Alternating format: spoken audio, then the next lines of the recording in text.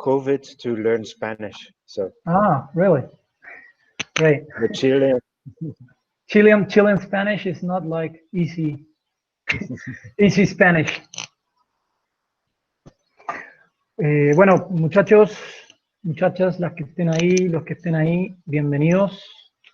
Hoy en día tenemos a Peter Bouckaert, un reconocido cervecero, ya tiene una trayectoria increíble. De hecho, como academia, como ACAS, estamos muy contentos de poder tenerlo como entrevistado, aunque hoy día la dinámica va a ser algo distinta. Vamos a conversar con él un poco sobre su biografía, digamos, su biografía cervecera, qué ha hecho, qué hace, qué está haciendo, y luego nos vamos a una presentación que preparó Peter sobre la consistencia en la fermentación. ¿Ya? Así que, bueno, eso, para los que no lo conocen, Peter estudió en la Universidad de Ghent, en Bélgica, y una de las hitos importantes que tiene entre todos es que fue maestro cervecero en Rodenbach desde el año 87 a 1996. Le vamos a preguntar un poco sobre eso. Luego pasó por otra cervecería, o fue en paralelo dueño y maestro cervecero de Swingle. Y luego pasó a New Belgium en Estados Unidos. Estuvo ahí ya 11 años. Me imagino que muchos de acá conocerán lo que es New Belgium. Es una de las cervecerías en Estados Unidos, de las más grandes de este movimiento craft. Y bueno, hoy en día es dueño, maestro cervecero de Purpose Brewing en Fort Collins, en Colorado. Y además tiene o trabaja como consultor, que es un poco lo que nos va a hablar hoy en día, unos trabajos que está haciendo con respecto a estas fermentaciones. Y me imagino que muchos de acá querrán aplicar o aprender de lo que está haciendo él. Nosotros ya vimos la presentación y la verdad es que está bastante interesante, sobre todo para los que trabajan en cervecería o pretenden, digamos, el día de mañana abrir alguna o trabajar en el rubro. ¿Ya? Así que vamos a comenzar con la entrevista. En este caso va a ser en inglés. Esto va a quedar grabado y en un par de semanas más vamos a subirla al canal de ACAS de YouTube, que está ahí en el chat, el link está en el chat. Así que eso, vamos ya a partir con las preguntas a Peter para meternos lo más rápido posible en lo que es la presentación. Peter, could you talk us about your studies? What are your studies in brewing or not brewing? How do you start in this world? In the world. in the brewing world. In the brewing world, I was really more interested in biochemistry as a student, kind of understanding life and how life works. But so I did engineering chemistry, and the biochemistry was kind of boring because it was all micrograms and microliters. And we happened to have a brewing department in our university in Ghent, in Belgium. And so every time we passed by there, we saw those guys with the hoses like there, or the hoses here, were running around with their boots. And to me, that felt more attractive than continuing in biochemistry. So I switched to brewing. And so Belgium has still, to this day, 5 universities that are teaching brewing for such a small country. We were only with 7 in our class, but 4 of those guys ended up abroad, basically in different countries. So that's how I started with brewing. Perfect. How did you end up in Rodenbach? Because well, it's Rodenbach is known in here in Chile, and how do you start and what do you do? What did you do there? What are the guys doing now? You Yeah. tell us. So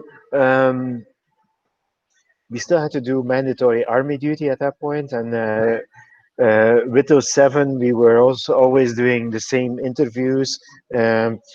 That was kind of our moment to see each other. So it was always fun when we were doing psychotechnical tests or something. We were just asking for a break because we wanted to chat where we are. But why I'm saying that was basically we kind of had to split up the jobs that were available. And the Rodenbach Palm, there was one in a malt house in Boortmeerbeek. Um, and so we kind of split it up. And so I ended up in Rodenbach. I did grow up very close to Rodenbach, like 20 kilometers or something. I was already a long time avid Rodenbach drinker before that. Um, Rodenbach itself, at that point, it's kind of, if you see it, it's the physical size, it's kind of a large brewery because there's 300, almost 300 barrels. Some are 600. Do you work in liters or in hectoliters? Hectoliters. So some of those barrels were 660 hectoliters. And so there were three levels in this building. You don't really see the size, but they would just fit.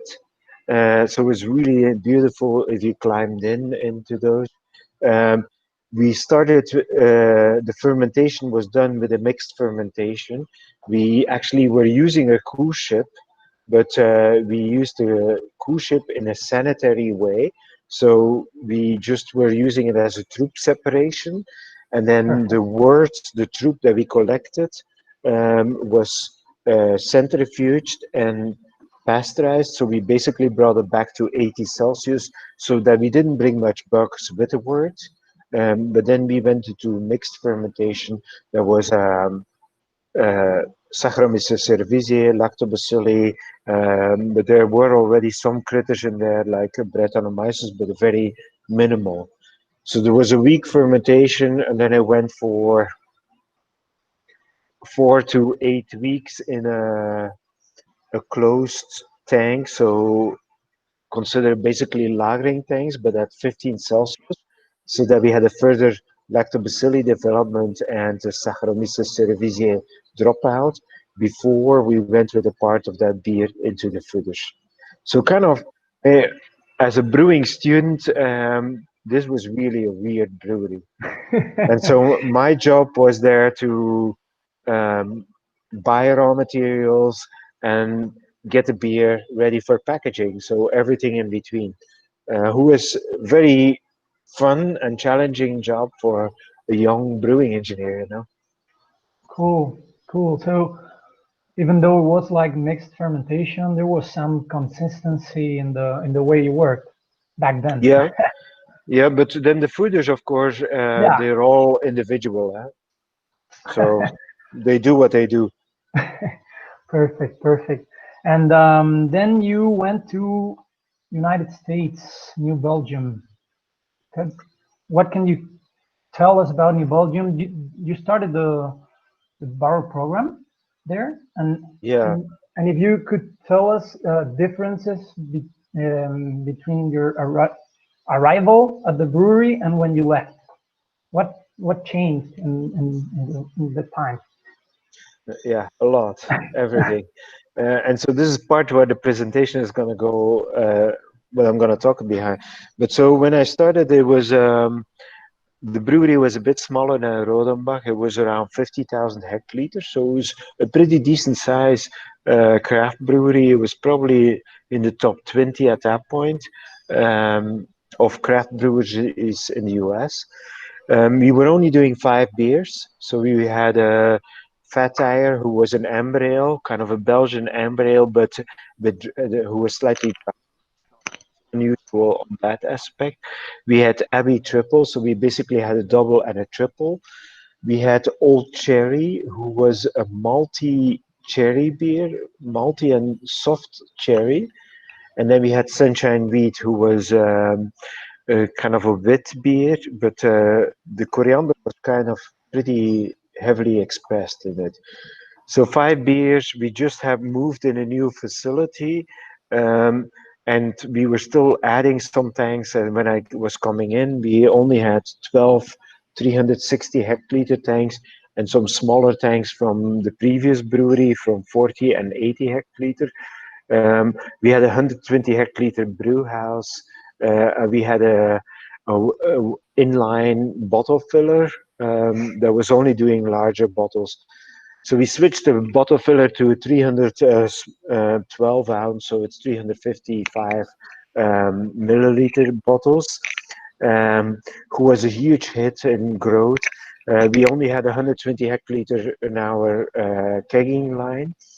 Uh, and then we kept on growing. We kept on growing for 21 years. It was not like Belgium. I was not used to this. This was like, okay, we need more fermenters. The first fermenters we placed, we actually were brewing already while the fermenters were still on the crane. And we basically right away brewed in it. We started cleaning the fermenter. It was leaking. So we waited until the second was in place so that we could basically clean that fermenter and fill it with wort the same day. It wasn't hooked up to glycol, but we had time for that. And but this was my life in New Belgium. It was always a fast-paced change. We put a new brew house, we put a new fermenter, we put a new bottle line, new kegging line, new canning line. Um, we were only in Colorado and Wyoming, so basically we're serving 3.5 million people when I started. And when I left, we were nationwide. We were producing over 1 million hectoliters, and we had built another brewery with a 200 hectoliter brew house in Asheville, North Carolina. So it was kind of a whirlwind. So my function stayed the same. I was the brewmaster to all that time, but my job really changed all the time, basically, because we hired more people in with new specialties. So uh, I could stop purchasing malt, I didn't have to deal with that anymore, or name it, I didn't have to deal with the cleaning anymore or whatever. So I was there last year, and it's in Fort Collins, and it's impressive. Like, it's a beautiful facility, yeah. yeah. And what about Oh, the the wood. the barrels? Sorry, I forgot about that. So that also started. We were gonna make when I started. We were gonna make seasonal beers, and the second seasonal beer. So I think it was for April '97. We're like, okay, let's make some sour beer. I'm like, really? Like, how much time do I have? And so basically, I had 3 months. So I started looking into kettle sour. This failed because nobody was doing kettle sours at that point, and we were trying to do things that that failed basically. So we developed some other beers, and in the meantime we started going to we bought some barrels. So we bought 9 barrels and started putting different beers in that. We inoculated them. We did way too many measurements on it, who affected our Thursday evening measurements were also tasting, and it affected our volleyball skills on Thursday evening. So we're like, okay, no more tasting. We're just gonna play volleyball. 9 became 12, 12 became 100, 100 became 4 footers and 100 barrels.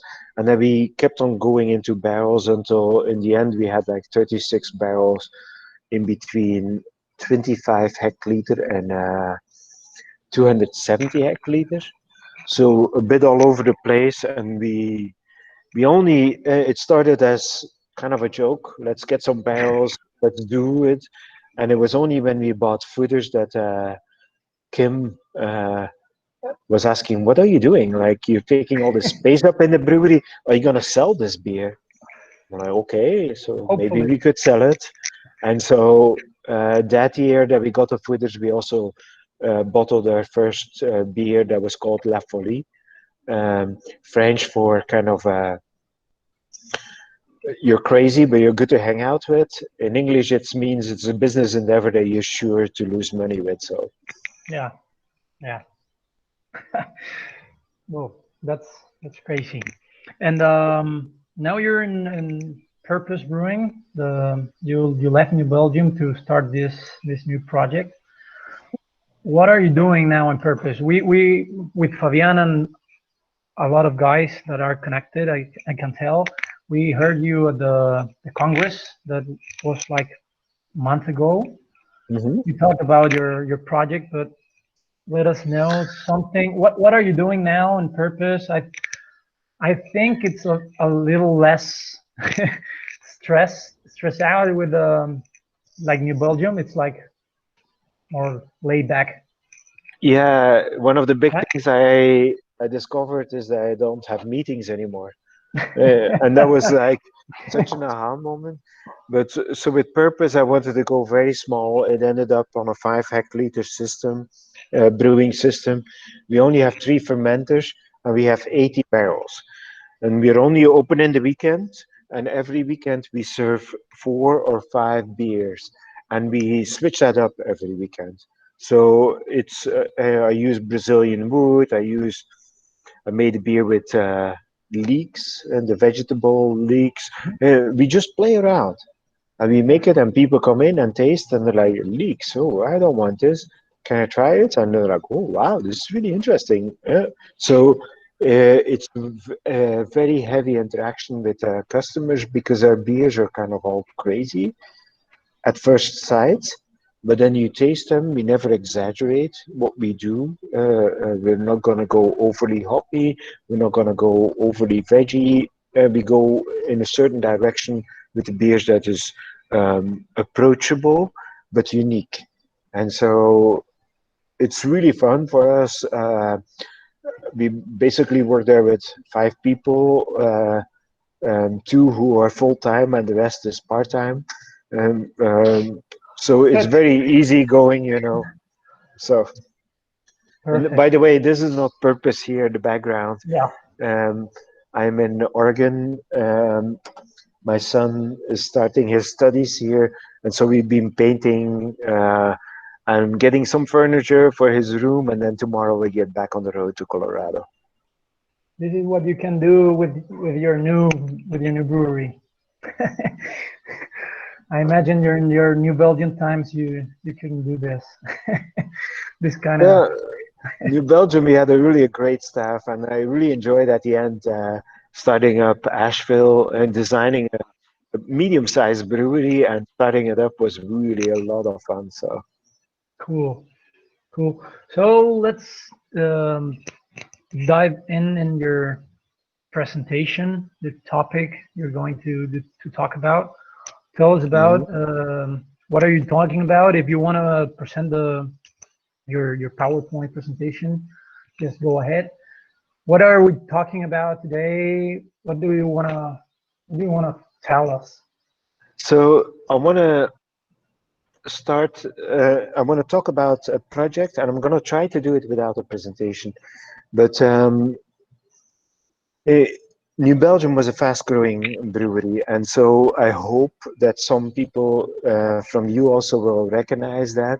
There's always the difficulty with the amount of capital you have and the expansion that you have to do. And so you kind of have, whenever you get a dollar, you need to say, okay, do I want this dollar, or will I invest it in equipment? If I invested in equipment, in what exactly will I invest? And so we always had a conflict because of that fast growing. We were acting relatively conservative because we were only using some bank loans to finance. We didn't want to bring in other investors than Kim and Jeff, and then later the employees, because in the end it was owned by 100% of the employees. And so we stayed relatively conservative. If you would have brought in external capital, we probably could have expanded faster, but we did not. And so one of the things that basically the thing that I'm talking about is a project that started from that. We needed to try to buy too Maximize your much. dollar. Yeah, buy too much stuff. So how can I postpone some stuff that I need to buy? And the outcome is going to be stuff that's going to be very applicable for small and large brewers. I'm going to dive very deep into how I got there because I think there's some very relevant issues on measurement, interpretation of data. Um, you'll see as we walk through it. Um, eh, you also see that I'm a simple brewer. Yeah, I'm a brewer at heart. Um, in New Belgium, I had so much data. I had HPLCs, I had gas chromatographs. Um, uh, Pretty much, I used some of that in this project, but it wasn't the driving function. It was just to verify if where I was going was doing okay for the beer. But I didn't lead the project based on sophisticated measurements. My most sophisticated measurement was probably temperature, because temperature is kind of, we take it for granted, but how do you calibrate your temperature probe? How do you verify it? And those are some of the topics I will talk about. I think that for an intro. So let me frame a little bit the project. So when we started this project, we were gonna have to buy 16 more fermenters. That's probably doesn't 16? 16 is what we were looking at. And we were going to build a building with a fermenters relatively high raised so that we could put stuff underneath it, like centrifuge or filter or whatever other stuff we needed. And so that became really a big project because building the concrete structure sturdy enough so that we could raise those fermenters. Those fermenters were 2,000 hectoliters, so pretty big. Um, and it needed to be a flexible concrete structure to have enough space underneath it. And that became way too expensive because I needed a bottle hall. And so I'm like, no, I don't need those 16 fermenters. Eh, um, let's not buy those fermenters. I'll work on fermentation consistency. There's so much opportunity there. I think I can do it in time so that we can keep on growing. And we actually postponed those tanks for 5 years while Oh, growing over 50% a year. So it's kind of an amazing project on that aspect. So I hope it's going to be easy to follow just without a slide. And so for me, there was a few drivers in there. The way we were measuring fermentation consistency was basically when the valve went open for the first time, for the first knockout, we had fermenters that could receive 3 to 12 brews. And so it's the time that the valve opens the first time on the fermenter until the VDKs, we called it at that point, the perfect. vicinal diketones. But during this project, we also switched to measuring straight diacetyl. So we went from a distilling method for VDKs to a GC measurement for diacetyl. So it was this time. And this Perfect. time, the standard deviation, this is an ale that I'm talking about. So it's a relatively fast fermentation. But we had a standard deviation of 20 hours on this. 20 hours, if you're a little bit familiar with statistics, a standard deviation means you basically 66% of your fermentations is going to happen within 4 standard deviation.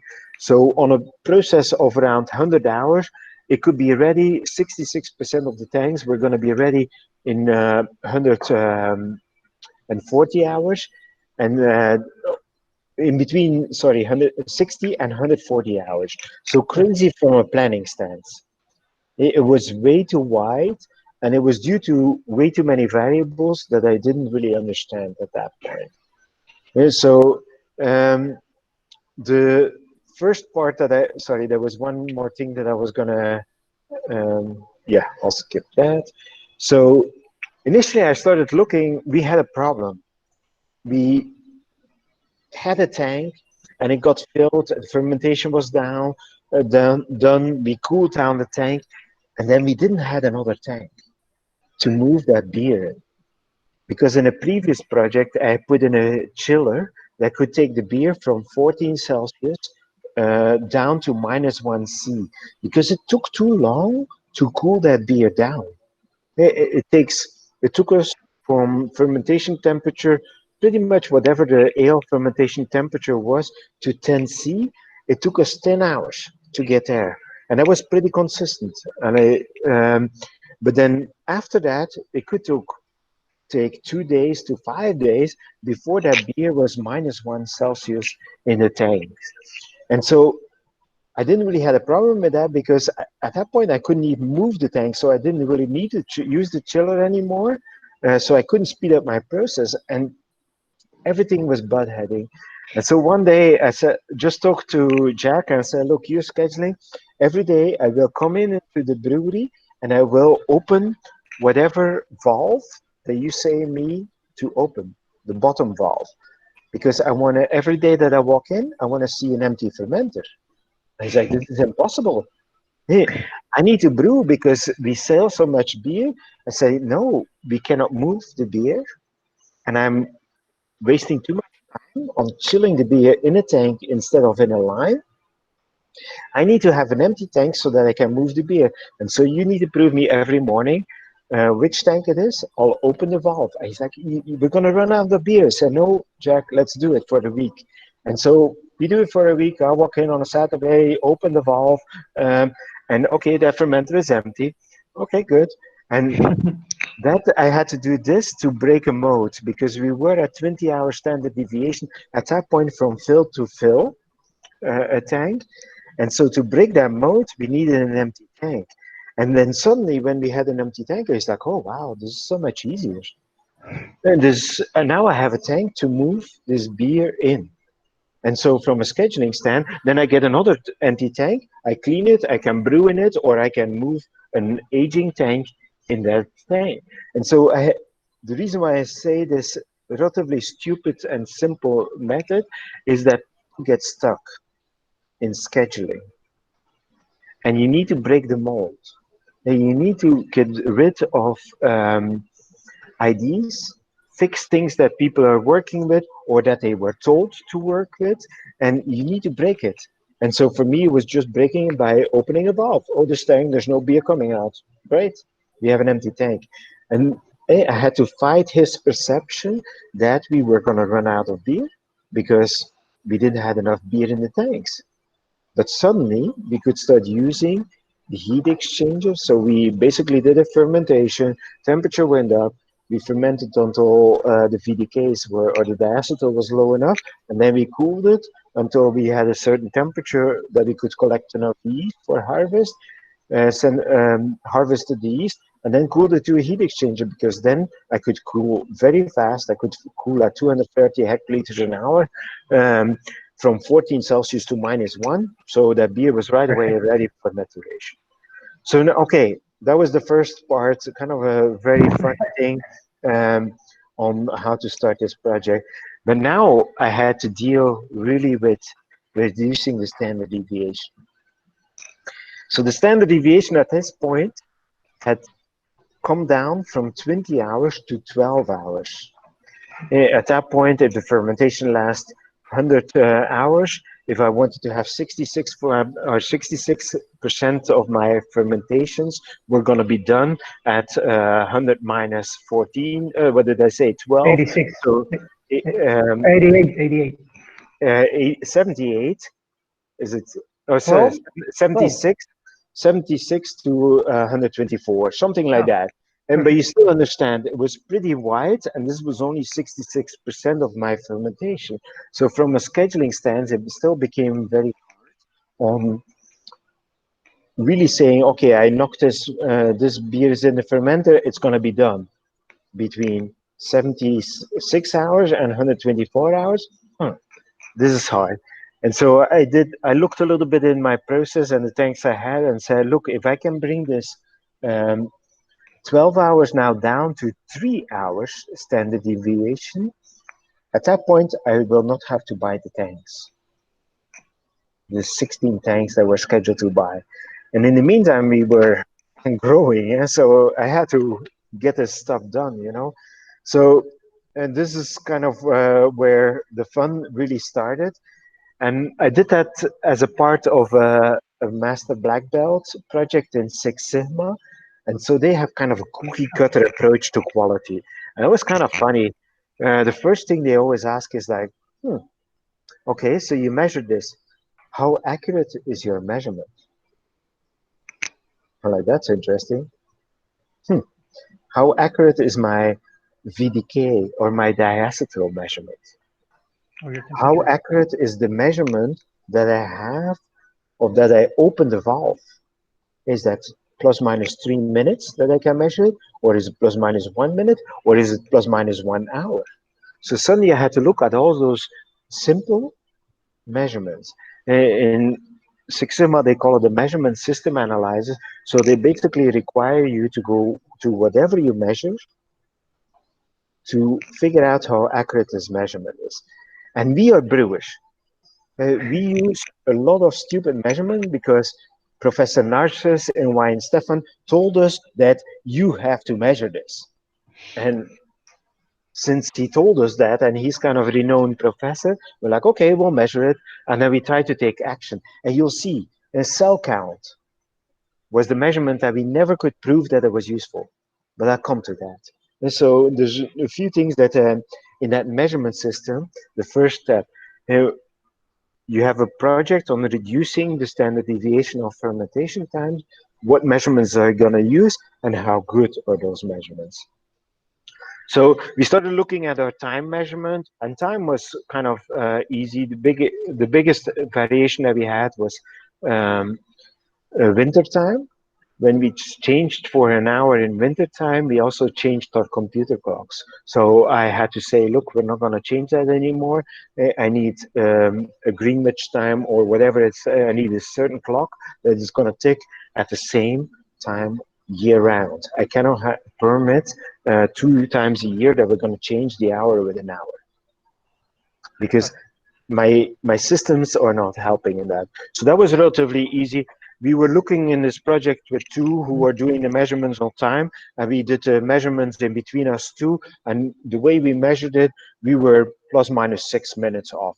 So 6 minutes on, let's say, 100 or an 80-hour fermentation, that's fine, you know, that's a pretty good measurement. I actually have very little measurements in my brewery that are that accurate. So time, let's forget about it. This is fine.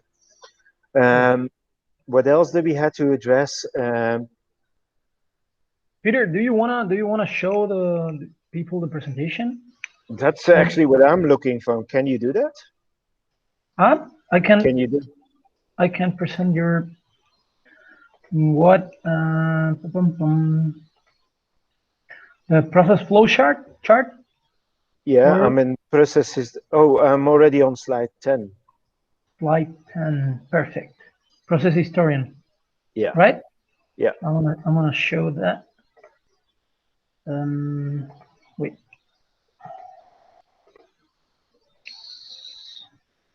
Sharing, right? Perfect. So I hope that the process, and maybe this will help on explaining where I'm going, but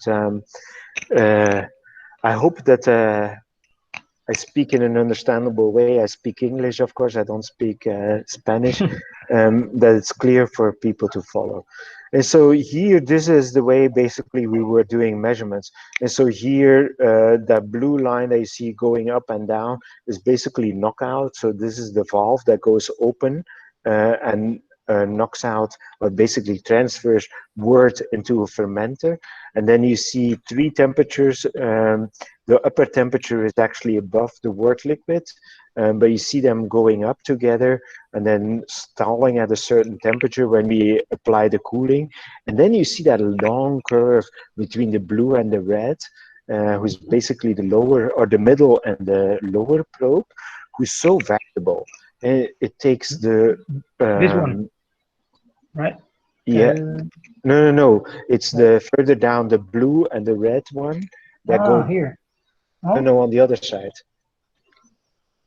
here. Yeah, so those, and you see that there's actually a large difference in temperature between a middle and an upper probe.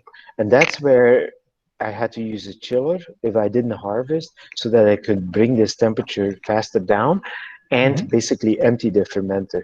But basically, this is the tool we used for all, for most of our time measurements, also temperature. Next slide. Whatever data I had, I used the modeling software. This becomes a bit too complex, but we'll, I'm gonna walk you through this on why I did this. But in the end, you're gonna see the fermentation or the results that we got is very simple. The good part about modeling is that as a human, we can see the effect of one variable. If we pitch more yeast, we see that the fermentation goes faster. But how does pitching more yeast change in relation with the temperature of cooling the wort? And that becomes a little bit more complicated.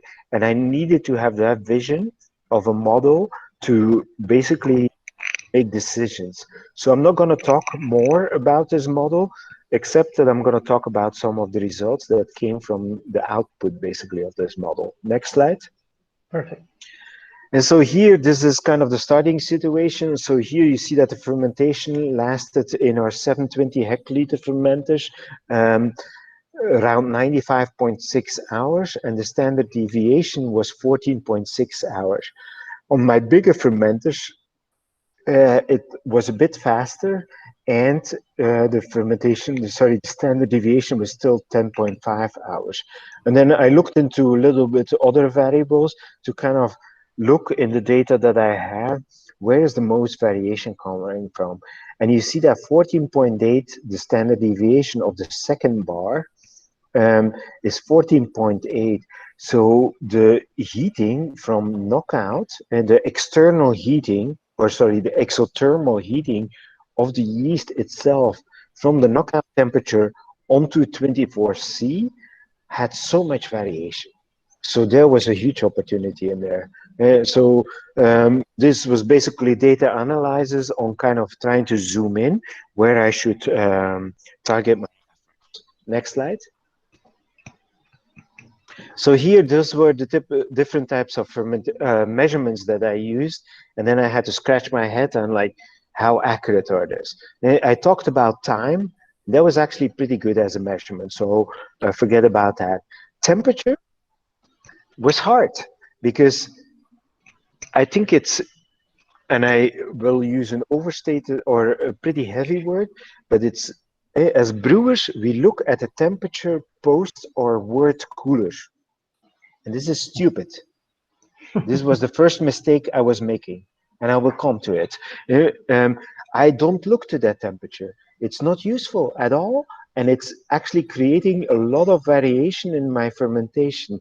And the temperature from knockout until the fermentation was 24C was heavily affected by just using the temperature probe behind the heat exchanger of the wort. Kind of something we all use. It's very simple, but I will tell you why. And it's even more important for smaller brewers than it's for larger brewers. And so there I had to, I was using the temperature probes of the fermenter itself. And if you have a lot of fermenters, they all had to be the same. And so I knew pretty much from looking at the data that this temperature probes, we were using RTDs or PT100s, as they call it in the US. And they're kind of good within a plus minus 0.3 Celsius. But plus minus 0.3 Celsius was way too much for me on working on this project. If I'm trying to look at maybe a difference in knockout temperature of around 2 Celsius, but my knockout temperature comes in with a plus minus 0.6, this doesn't work. You cannot use this. So I had to go into calibration mode, and I did it only on the lower probes because the medium probes were, or the middle probes were so high. And if you have a good fermentation, you have a good circulation, and at that point they are reading the same. So I could basically say, okay, this middle probe is a little bit off, but I can live with that. I'm just not going to use it for my data that I'm going to use in my model. I'm only going to use the bottom probe who's calibrated. And then I had to calibrate the knockout probe on after the heat exchanger. But I also had to look at my yeast harvest tanks because I needed to know what the temperature of the yeast was. Because with the first fermentation, those were often 6 brew fermenters. But at the first fermentation, we bring in quite a bit of yeast slurry, who's sitting there around 3 Celsius in our case. And so on 120 hectoliter, we were pitching maybe, because we were pitching for 6 brews, we were pitching maybe like 20 hectoliter. So this amount of yeast has a huge influence on my knockout temperature. So I decided to increase my knockout temperature based on the volume and the temperature. And there's a third factor, it's the thermal heat of yeast. You can find that, or I can, you should be able to figure that out. So those 3 factors, I corrected the knockout temperature for. Very important. And do not look at it, your control loop will look at the temperature post your heat exchanger. And the brewer is going to get a wort in the fermenter and then go back to the temperature probe, and he's going to regulate the glycol flow or the speed of the wort flow to get the right temperature. But he's trying to reach a temperature that he wants to have always right the same, but he doesn't correct for the amount of yeast that he puts in. I think I beat this one to death, but was one of the biggest variables I had to deal with, and use the standard deviation of a fermentation time. And so you see it also, the temperature was also affected by the amount of glycol that's in a tank and the amount of stainless that's in a tank. Funny enough, the stainless, because there's the CP, the thermal mass of stainless is actually very little. It doesn't take much wort to heat up that fermenter to the temperature or cool down that fermenter to the temperature. But your glycol takes way more heat mass. And so I needed to know how much volume of glycol was in the tank, and I corrected my knockout temperature for that amount of glycol. And so this is very important because you will see the knockout temperature as it comes in the fermenter was the single most important variable to get a consistent fermentation. It was that important. And so I did a lot of work on that. Okay, third line, I had a VDK measurement, who was then later changed to the acetyl measurement. We had to look at the calibration there of the measurement. And we had a lab set up. They came in the morning, they took samples of the tanks that could be cooled down or were maybe going to be cooled down. And they measured it with the distillation process, who took like 2 hours. And then they come back and they say, okay, VDKs are 100 or they're 200. And then based on that, they're like, okay, I'll measure again tomorrow. So there was a 24-hour gap there until those guys were going to have a new measurement. So this doesn't work at all for me because I wanted to crush this to a 3-hour, and I'm dealing with measurements that happened every 24 hours. A second problem that I had with that was when they were done around noon with the measurements, then they're like, okay, I need to cool this, and this tank. And so they went to the control panel and they switched all those things on the maximum heat in the day, and our cooling couldn't take this. So there, you're gonna see how I resolved that in one of the next slides. And then the last measurement number 4, I looked at viability, but viability I was never able to prove. The ASBC has proved viability between 100 and 0%. And as a brewer, we don't care from 0 to 80. We need to have an accurate measurement between 100 and 80%. And I couldn't find a measurement that was accurate enough. And where the variability from person to person was accurate enough that I had to skip it, but you're going to see how I resolved it. So I had to deal with the yeast cell count, but you will see that in the next slide. Okay, next slide. Perfect. And so here, this is how I resolved VDK measurement. So here we went to a range, so roughly between 400 or 500 ppb on VDK until around 60 maybe there. We had to make a calibration curve. So I had to get a lab on measuring frequently on multiple times on the same fermenter so that we could get a good slope on this prediction curve. So if they come in and they say, okay, the VDKs are 380, well, then I say, well, we're going to cool it down in 20 hours. And so they went to, in the end, they went to the control system and they're like, okay, fermenter 1, cool it down in 20 hours. So that dealt with my heavy load on the glycol system, but it also dealt with, now I could crush down a 24-hour measurement to basically a prediction within an hour that I needed for this project. And there's a lot of numbers on the other side, but basically what is for me important is if you look on the last number there, the resolution. So it says within the range that I want to look, that I actually can say have 13 gradations. And so if you use a measuring cylinder, it basically says you have 13 graduations in there. And so that is a pretty good measurement because I was only looking in between basically around 400 something, 24 hours up front, 480 maybe VDKs until I'm around 80 VDKs. So at this point, this calibration curve, this measurement was actually a measurement I could use. It actually improved with GC measurement, this measurement, but okay, I don't show this. Next slide. And this is, I think, the next slide is a very important slide for you guys. And so here, we're looking at cell count. And so cell count, I don't care to measure, I want to measure yeast slurry. And so I want to measure somewhere between maybe 800 million cells and 200 billion cells. And because the density of the yeast slurry is going to be very dense. And what we found that within this range, because you typically are doing a dilution range, you're going to take your thick slurry, you're going to go in with a pipette and you measure maybe 1 milliliter. You're going to transfer that into a next tube with 10 or 100 milliliter of ringer solution. But if one of that dense yeast slurry drop that from the side comes into your measurement cylinder, this is going to change this measurement quite a bit.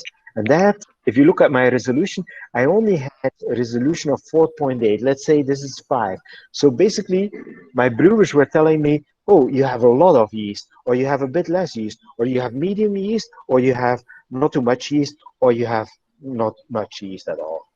So because I only could make a real distinction based on a measurement, and this is in this case, it was 3 different yeast solutions and 7 different brewers who were measuring it. And basically, they were only having a resolution of 5. And Narcis says that we have to do a cell count. And it's a useless measurement from a dense slurry and that you have to dilute. If you don't have to dilute, maybe it's an okay measurement. This was also a bit a quick and dirty measurement. This is not a full ASBC measurement where you repeat the measurement and you count, I think, 20 cells or something on your Thomas chamber. Is that with the H in Chile, like your name? About the Thomas chamber is with an H. It's THOMOMA. No, without the H. Without the H. Yeah, sorry, I'm diverting it. But the ASBC method is a little bit more due diligence, but this was a quick and dirty measurement that our brewers were using, and it was basically useless. And because if I want to use this in my modeling, I need a way more accurate measurement. And so in that same test set, we kind of suspected that this measurement was going to fail. So we also made those same brewers randomized, measure, we had actually buckets of yeast with a paint, a drill with a paint mixer in it so that we could keep the slurry homogeneous. It was a huge test setup. But in the meantime, they also were doing a spin down. So we used a lab centrifuge, and we used vials that are pretty thick on the top and went narrower on the bottom. And basically you spin, I forget how much time it is, I think it's 180 seconds or something at a certain RPM. And then you measure the volume of the slurry you have. And look what we got there. We got a measurement that was 3 times more accurate than cell count. So what do as a stupid brewer? You say, forget about cell count.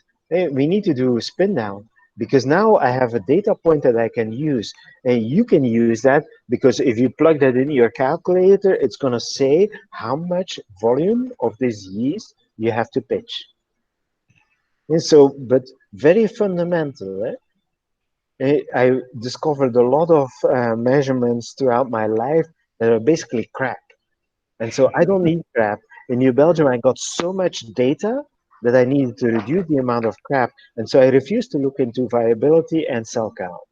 And you'll see how I resolved viability.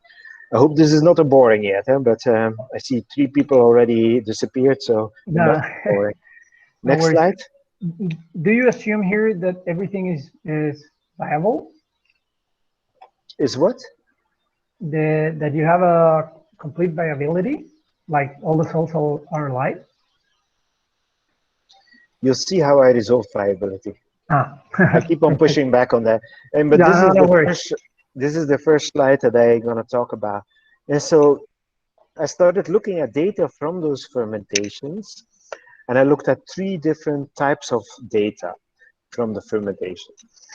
First was the startup conditions. How many brews are going to go in that tank? What is the temperature of the tank and the glycol before it comes in? And then I started looking at certain temperatures after a certain amount of knockouts, KO. After a few brews came into that fermenter, I started looking at that temperature. So those were startup conditions. Second was exothermic things. So now that yeast is going to start to go in fermentation and it will produce heat. In this case, we knocked out relatively low and we had a high range where the fermentation could increase in temperature. And so I looked at how much time it took to go from, for instance, 16 Celsius to 18 Celsius, from 18 to 20, whatever. I'm just looking how fast is this yeast producing heat. And this is really my viability. It's more than viability, it's vitality. It's vitality times yeast cell count. And because it's a bit of confusing measurement on this, and because if I pitch more, it's going to heat up faster. So, but now I had a good way to know how much yeast I pitch based on a spin down volume in a centrifuge, then times a volume of hectoliter pitched. To have a good idea on this. So now I have relatively even amount of yeast cells in there. So now I just look on the how much time does it take for that yeast to heat up this amount of words that we have. And then the third, the yellow bars, are basically I'm looking at that yeast itself. And there I looked at volume pitched. So this is volume per brew. I used cell count, I used viability, and I looked at the number of generations. And so if you look now on the graph, that bar graph on the right side, you can see how many times I found those variables in different types of models to be useful. And so the amount of yeast that I put the volume divided by BR, the brew, basically was the most important factor. So the yeast amount was really important. But second most important was one of those green variables. It basically tells you something about the startup conditions. And the third one was related to exothermic temperatures. And then if you look on the other side, the generation, I really had a hard time on putting that in a model, because there you go with generation 1, 2, 3, 4. And it's hard for a model to make a difference between generation 4 and generation 1 because it's not linear. And so that was a hard one to use in a model. But viability was kind of boring, you know. And then the number of brews that were going in the fermenter, that it was now 3 or 6 brews, it didn't really matter. So that was good for me doing the project. So this is just looking at data within one fermentation. But there's way more information that we have as brewers, because this yeast is never leaving our brewery. It doesn't go out like me and party all night and then has to talk to Chilean brewers the next morning. Hey, you don't know my physical condition. We do know. So this is the next slide. Yep. And so here I basically look at the same. I look at the same data within the current fermentation, but I add data from the previous fermentation. And the data that I'm adding are data basically how fast did this previous fermentation heat up? How vital was this yeast in the previous fermentation? So if I don't screw it up as a brewer, if I treat this yeast very well, if I don't let it sit too long too warm for VDK rest, this will be a very important factor. It could also, I had a problem with my yeast pump, because at certain situations I had to pump my yeast over a long line, and I was using a progressing cavity pump who didn't have much suction, and I actually was heating up the yeast. And so I saw that in my data, but I didn't knew what the issue was until I was grabbing that pipe. I'm just leaning into that pipe. I'm like, whoa, this pipe is hot. So I was heating up my yeast. I was basically autolyzing my yeast. And so that would help me on, and because I was thinking it was a certain set of fermenters that were not performing very good, but those fermenter sets was pretty far from my pump. So I actually was heating that yeast up just because the pump situation.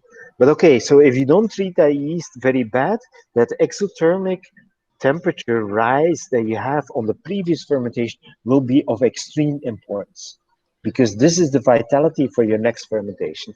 And then yeast related, what I started using in that model was also, and what was the length of the previous fermentation? How much time did it take until the VDK is down? And I also brought in yeast storage time, because now I'm harvesting the yeast, I'm not brewing in this weekend, and so this yeast is going to sit there for 48 hours. So let's put in that information in my model and see what that does. So now I'm going on the left side, and again, I do a bunch of modeling runs with different variables, and then I start looking on what's more important. And I need to repeat again, it's never one of those variables. It's mostly a combination of those variables. And that's why this is wacky range. But so if we look at those data, the top data or startup fermentation related, they are exothermal related, but they also are related, that's a yellow, the third bar from the bottom, that basically says how long did it take to heat up in the previous fermentation. So I add vitality data to this slide here. And so I'm going to have to work on different areas. I'm going to have to work on my knockout temperature, is what I first green, the lowest bar says. I'm going to have to work on how long it takes to heat up this current fermentation. And I need to look on how long it took to heat up the previous fermentation. If you don't look at it on a daily basis, Me, a purpose, I work with 7 hectoliter fermenters. I don't have anything to scribe down those data that I have, but I walk in the next day and it's pretty much the same time, and I watch how fast is this fermentation bubbling. It's just going in a bucket, and you look at this bucket and you're like, huh, that one is slow. Maybe I should not harvest this yeast. Or this one is fast, let's harvest this yeast. And this is basically what that yellow bar, the third one from below, says. Okay, next. Peter, how much time goes between knockouts? I don't know if you told us this information. 2 hours. 2 hours between knockouts. I had a very, oh, you're way too low now. You have to go back up. Oh, sorry. Here? Yeah. Oh, wow. So here, what we see here is that there was a data set that was not that important, but it was related on how fast we cooled down the previous tank. Yeah, so it's again, this yeast goes into a fermenter, we give it some oxygen, or I give it some olive oil sometimes, but that's a different talk. And then it's a party, you know, it multiplies, it has way too much food, then the food starts to deplete, and starts to form, the yeast starts to form glycogen and trehalose, and it really gets stressed and it prepares for a bad situation. And then it has to deal with that diacetyl. It really doesn't care about that diacetyl, but we as brewers care, so we keep that fermenter way too long warm. But then after that, I had quite a bit of variation in cooling down those fermenters, depending on the number of fermenters, but also some different sets of fermenters. And so this is a project that I'm executing. There's something that is not that important, but it's easy to resolve. And so that's what I did on the next slide.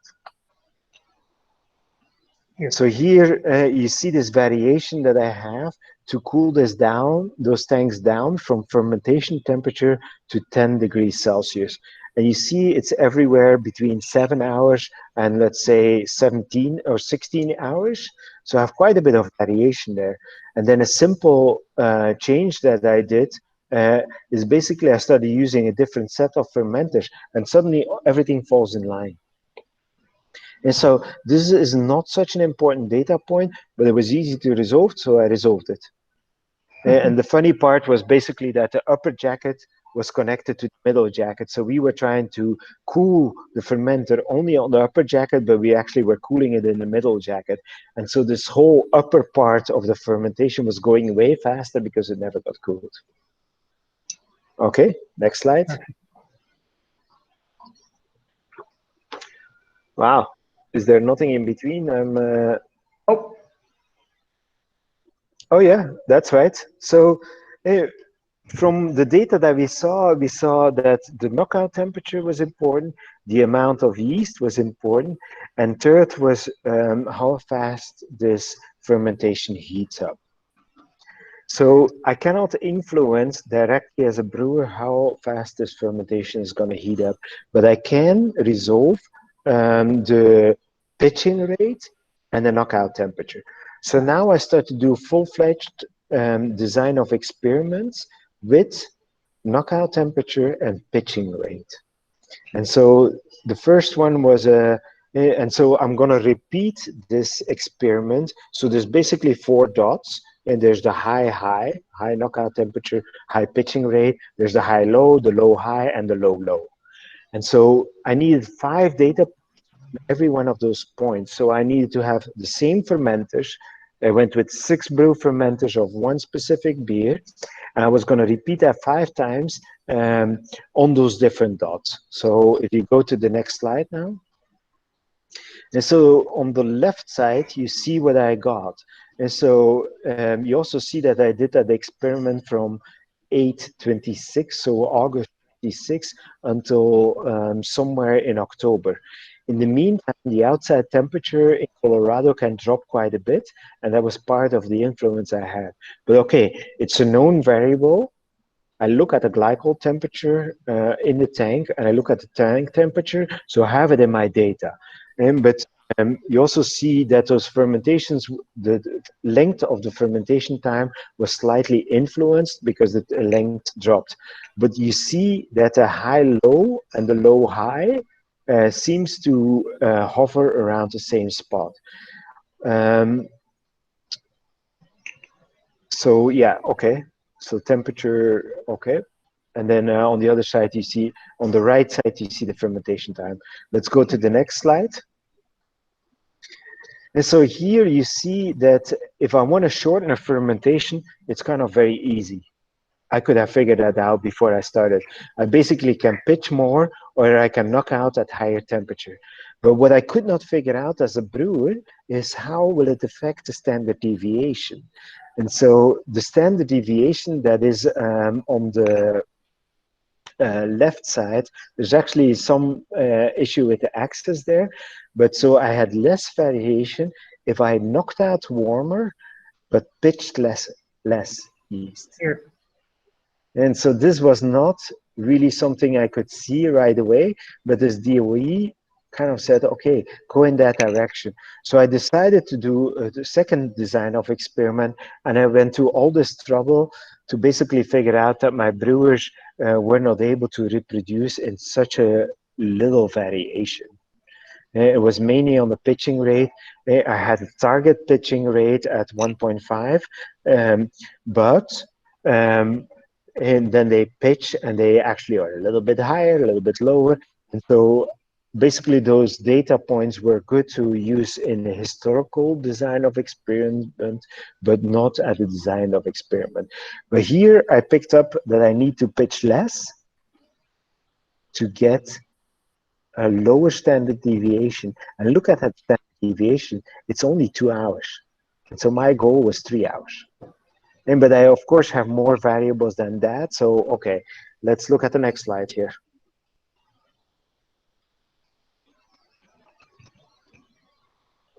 So here I jump to results already. So we changed the knockout temperature. Instead of looking at the heat exchanger, I'm pointing to the heat exchanger you cannot see, and the temperature that's behind it, to the temperature in the fermenter. So basically, the way we did it is the brewers were saying, okay, I'm going to knock out 239 hectoliter at a temperature, you tell me what temperature it is, but I will pitch it with 39 hectoliter of 3C yeast, and the temperature of the fermenter is this. So he plugged this in, and it gave him the set point on what he would have to reach post in the brew house. Single most variable. Not viability, not yeast cell count. This is the single most variable for having a consistent fermentation within a 4-hour standard deviation. I was struggling with the first generation because we were pitching less, the yeast came in warmer, and so on that one, we actually increased the temperature of the first generation, the knockout temperature, with 2 Celsius. And at that point, it kind of felt into the same range as our regular fermentations. We also, I don't know if that is there, but I had to adjust, and in Chile, but maybe less in Dominican Republic, you have large temperature variation between winter and summer. And so I actually gradually changed the knockout temperature up or down depending on the outside temperature to reach similar fermentation times. And we only could ferment in a certain set of fermenters until we figured out that we just had to basically say that those tanks were wrongly hooked up. Since we were in Colorado, those tanks were outside, and so the glycol lines were going into the insulation, so you couldn't really see which one was the middle jacket or the upper jacket. So mostly in purpose, I don't have a problem with that. But when we fixed that, I could use all fermenters to ferment it. We stopped using viability with methylene blue because it was a random number generation within 80 to 100%. And we started looking at the heat up time from the previous fermentation. Yeah, very simple one, but you know, if that bucket is bubbling heavily when you walk in the next day, use that. Use this yeast instead of one that is slow to heat up. And we replaced the spin down centrifuge, lab centrifuge, instead of a cell count, because we couldn't prove that cell count was a worthy measurement. We pitched slightly less to decrease the standard deviation. And then I talked already about we changed the knockout based on the knockout temperature based on seasonal fluctuation. Next slide. And so this is, then you figure something out. You have a project that you finished. So how are you going to stabilize that now? Because then one day you walk out to Oregon like I did and from Colorado, and I'm not at home. And so how are you going to have this happening in the same way? And so the lab started using control charts for basically SPC charts, statistical process control charts, for whatever they were. And we had a lot of errors there because they were putting their control limits way too tight. And so we put those guys in charge of looking at basically the SPC on heat up time of the previous fermentation, on knockout temperature in the fermenter, whatever the data point was. We just made them look at it because they were used to looking at those data charts. And whenever they see those red dots, there is a violation. There's 7 types of violations on an SPC chart that can happen. And every one of those violations needs an action. So they are looking at those first dots, and they apparently did a correction because you see that they changed the set of measurements. Then they see like a temperature going up, a bunch of red dots in a row, all on the same side of the average. This is not okay. There's something going wrong. So they had the habit of looking into that. Next slide. This is something I didn't look at all within the process of working on this project, but this is basically esters divided by hierarchals. So we were only measuring 3 different esters and I think 4 different hierarchals, and I just use this as a division. I divide those, basically the concentration of it, and as you see, as we go in time, we actually reduced the variation, or we made way more consistent beer. But I didn't care about that. I had to resolve in not buying tanks. I had to have a relatively tight standard deviation on my fermentation time, but basically quality follows with stupid measurements like temperature. And I think that's pretty much it. No, what's the next slide? I think it's Oh, so this is a bit Six Sigma anywhere. So if you take a plane, you want to have a 3 ppm error. And so this says basically that we still have a 50,000 and 45 ppm error. In a plane, it's a little bit more critical because you don't want to crash.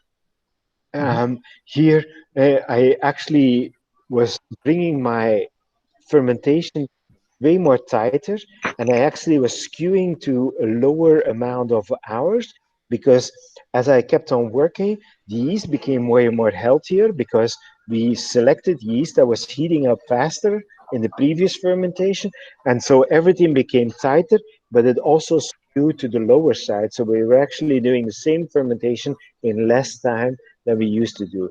So I needed actually less fermenters. So next slide. And so this is actually the outcome. So we had a capital expenditure of 8 million and said, no, I don't need this. And we spent 2 million 4 years later. 4 years later. Hey, your boss will love you if you do this. But hey, you can, this is a larger brewery. But you can do a similar process in your smaller brewery. I could do it in purpose, and I will not need extra time. We stopped doing stupid things and busy work. Basically, we stopped doing methylene blue, and we stopped doing cell count because they were not accurate measurements. So, and brewers were doing this, and they were actually creating more variation because they did the cell count, and based on that, they calculated the pitching volume, but that pitching volume then was way more variable than it should have been. And I was working on a measurement, what is that? A manufacturing execution system, so MES system. And so there, I told those guys, look, I need to capture the heat up rate between temperature X and Y, and we will use that as a good data point for vitality of the yeast. So I actually automated that data gathering point instead of Jason and me trying to measure this time in between those temperatures. So I think this is it. What's next on the slide? Nothing. Nothing. Okay, that was easy. Let me grab Yeah. a beer here first, okay? Okay. Let's see if there's some questions. I'm going to stop the presentation.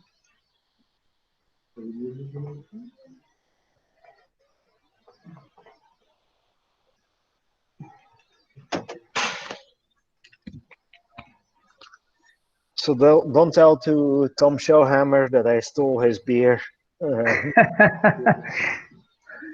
It's recorded, so maybe he watches the interview on. Maybe I should have done it in Spanish because he doesn't know Spanish.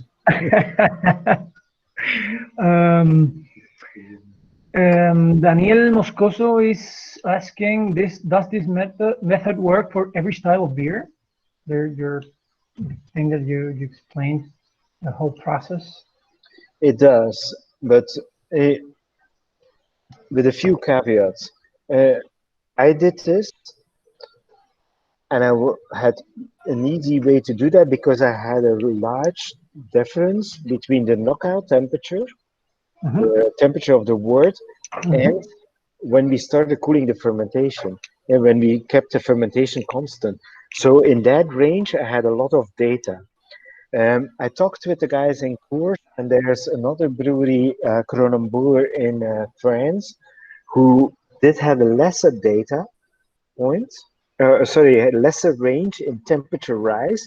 And what they were looking at was how many times the valve came open and brought glycol into that fermenter. So they used an indirect heat up measurement based on the number of times the valve went open. And from an automation stance, this is actually easier because it's an on-off. And so you just count the ons off or off. If you look at my slides, you will see in that process historian that you see the temperature going up, and then you see the glycol valve coming on, and typically we left a 0.2 Celsius in between the on and the off of the valve. So the valve comes on at temperature X plus 0.2, and it cools until temperature X. And so you can see that frequency of that valve opening even later if you want to. And so there's different ways to use this. But as it is a critical measurement, as I say, I don't want to use vitality because there's not a good vitality measurement. Viability measurement was neither a good measurement for me. I didn't show the data on that, but it was pretty bad. But I started looking at the heat up temperature, or you could look at the frequency of the glycol valve coming open. Cool. But the rest is reproducible. Do not look at the temperature of knockout. You use that from a control stance because your brewer needs to regulate the temperature of the wort coming out. But you have to look to the temperature probe once that is reached in the fermenter. And this should be a constant. It's stupid to me. It makes so much sense. It doesn't matter what the temperature is of your wort on the heat exchanger. It matters what it is at the start of fermentation. So you need to measure that in the fermenter and nowhere else, because it's the single most variable, most important. Oxygen, like oxygen in your yeast and your process. Yeah. You did it at the first knockout? Or no. At that point, we were aerating all knockouts. I did some experimentations and I didn't show those. I was using air at that point, so compressed air, and we had a flow meter on it. And so we were aerating at 2 times what was soluble. And during, so you basically, there's 8 ppm that goes into 20 Celsius wort. And we were aerating at 16 ppm. As- but we were knocking out a little bit colder, so maybe we dissolved like 9 ppm. But then I started gradually in this process reducing this to one-time solubility. So I basically was targeting to get 8 ppm of oxygen into that wort. There was a back pressure on these tanks, and because I keep on aerating a tank that has a liquid column of 8 liters at the end. And so there's actually more oxygen that went in solution. But when I reduced it to half that aeration, it didn't matter at all for my the standard deviation of the fermentation time. It was my whole goal. It didn't matter for yeast vitality on this beer that I was making. Perfect. And then the second part of this question is different types of beer. Well, different types of beer probably will need different inputs, but the same variables will be true if you want to reduce the fermentation, if you want to reduce the standard deviation on the fermentation. Okay?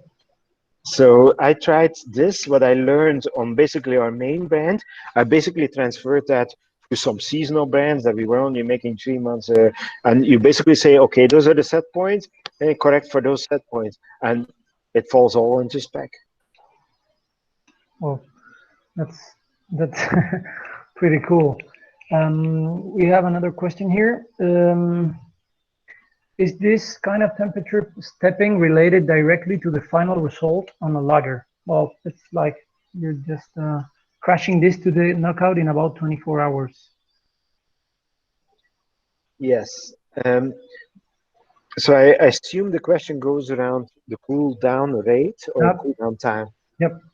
There is a problem if you work with lagers, because there we have to deal with the temperature of maximum density, who is depending on, I could be wrong, it's or parent extract or original extract, and your amount of alcohol. And so you can calculate that if you Google that, or I can send that. And the temperature of maximum density is going to be a bit below 4 Celsius. For water, it's at 4 Celsius. For if you have a high alcohol beer, it could be below 3 Celsius. But so if you cool down on a cylindrical tank, the flow rate will be stimulated downwards as long as you are above the temperature of maximum density. And because you cool down, this beer, this green beer becomes cooler, and it's going to start dropping, and you start creating a circulation like this.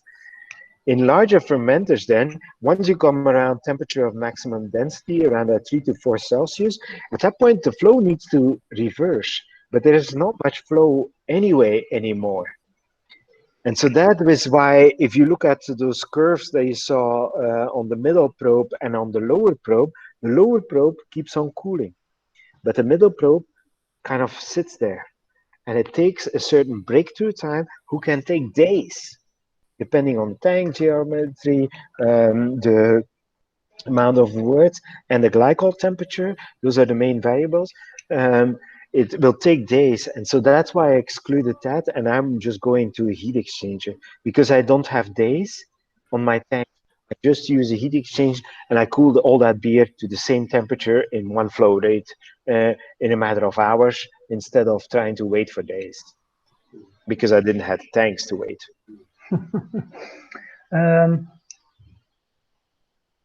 Some theories or people say that cold crushing must be slow, like, but you attack that like going the faster you could. Does that affected your beer? I assume you had a sensory panel analysis or something. Was there any problem or differences between this faster cold crushing? There's a few things. So this is work done on an ale. Mm-hmm. And so once your diacetyl is down, your sulfur will be low enough, your acetaldehyde will be low enough. With lagers, it could be reversed. Once your diacetyl is low enough, your acetaldehyde still could be high enough, and you still have some sulfurs that you're going to have to mature out. And so, second point, I cool down very fast. I cool down 16 degrees C in 10 hours. And I never did it in another way. For me, I could reach around, I don't know what the average fermentation time was anymore, but I could ferment in 79 hours. And then I crashed it down. And as long as this yeast was heating up fast, it was good yeast. The crashing down, I actually saw when that little work that I did on the variation that came from the rate of cool down. That would be the only data that I have. If I have large variations in the rate of cool down, it will affect my yeast health negatively. Perfect. But this is for ales, so that's a caveat. And it's also, we measured the acid also at that point. The beer, I didn't really age this beer. Our spec was aging at -1 Celsius for 48 hours, and then out. 79 hours, crash it. Yeah, perfect. Because I didn't have tanks. It's another question related to this. Cold fast as possible, or it depends on the volume? I cooled down as fast as I could. Yeah, perfect. Perfect. Thanks. I don't know, there are not any more questions. Maybe perfect. Was very clear. I think people, it's a bit overwhelmed with the amount of information. Here's, I missed one. How does this work between days? For example, I brew like 2 batches of beer one day, and the next day I brew the 2 others. Like, we should aim for the same things, or we should set like for the knockouts time every time each day? No, no. So there was recently a debate on the Brewers Forum about aerating or not if you do 2 days, and if you look at it, it's a mixed bag. The answers. I tend not to do that, but I didn't used to do it in New Belgium. I do it on purpose, so I don't aerate the next day. But the knockout temperature, we always had the tendency to adjust the knockout temperature based on the fermentation temperature. So as you're knocking out, you see this temperature already coming up. And so we didn't want to hit this beer with the same knockout temperature. We hit it.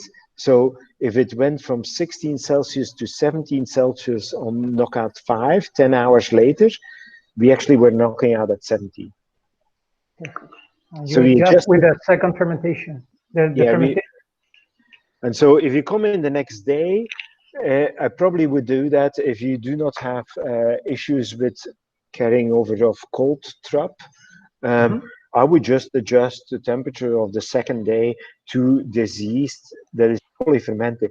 This yeast is partying. It's not ready to get shocked. And because it's in a party mode, it's drinking, it's pooping out esters. And at that point, you don't want to give it a cold shock. You just come in with the temperature that it is. That's what I do. But I think there's probably as many opinions as there are brewers. Yeah, of course. Does the use of nutrients help in adjusting the standard deviation? This project, we were not looking at nutrients. I did it in a later stage, and I could never prove that it had an effect on the standard deviation. What I saw that organic zinc added as late as possible was helping on a faster fermentation, and I had, I think, a slight increase in higher alcohols. Perfect. So you get a faster fermentation, but it was all relatively minimal, and we tried up to, it's a while ago now, but we went relatively high. We went up to 2 ppm of zinc. Perfect. You said later in the brewing or in the fermentation? As late as possible. We did it on the hot side because we didn't really have a good way to do it on the cold side, but we injected it pretty much at the moment of knockout. Cool. Here's another one. Fermentation control. Did you change it day to day, or did you just fermented it at one steady temperature? No, well, we basically set borders around the heater plate. Yep. If it was going too fast, that was not good, but there was something to learn there. And why? If it was going too slow, try not to repitch this one. Yeah, but you know how it goes in a brewery, sometimes you have to use it anyway. So that's on the heater plate. And what was the question? So, day by day? But then the fermentation control. Every knockout, we adjusted based on the pitching, amount of pitching and the temperature of the pitching. And so we made it, in New Belgium, we could automate that. So the brewer had to punch in those variables, and based on that, it gave him, or it adjusted the knockout temperature, basically. Well, cool. Well, I think we're done with the questions. Good, I'm happy. Thank you, Peter. Thank you very much. I think when the recording is up at the YouTube channel of ACAS, I think people will check it like for more information, because I think it was like pretty good one. So thanks a lot. Hopefully you'll be. Oh, we want to have you here in Chile. Maybe have a beer too and talk about fermentation or barrel aged beers and everything when this when this COVID things goes out. Yeah, well, if you can, from that YouTube channel, block Tom Shellhammer out, so that he didn't see stealing beer from his pilot brewery here. Perfect. Thanks a lot, Peter. Cheers. Bye. Bye.